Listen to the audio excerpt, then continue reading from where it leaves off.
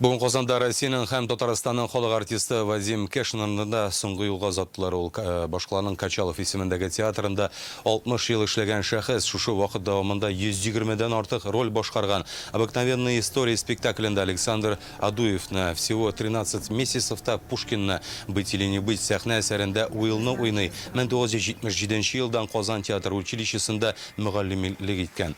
Качалов театры тамашачысының яраткан артисты, укучыларның остазы була. Вадим Кешнерга март айында 86 яшь тулган иде.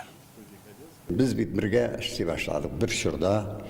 Alarmında Kazan'da okup çıkan kişiler zor grupuydu, ol güçlü grubu. Şuların bana en zorlarından Vadim Valentinovich onun neyine rol oynasa da sahneye çıksa zatlı kişi yani parur görünüp duraydı.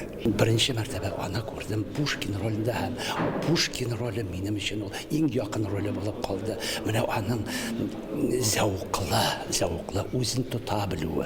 Bir işke konuğuyla bilen şista kişilerge hürmetli, itaatli buluğu bilen biz onun bilen köp yıllar boyuna işraşıp ben şuna tıydım hem ol benim hatırımda mene şunday bulup kalacak. Который всю жизнь проработал в одном театре. Гомер буе бер театрда эшләгән һөнәрен яратып, аңа тугры булган мөгаллимлек иткән шәхес ул. Хезмәттәшләре, дуслары өчен гомумән театр тарихында шундый булып истә калачак. Коллег, друзей, истории театра, музей.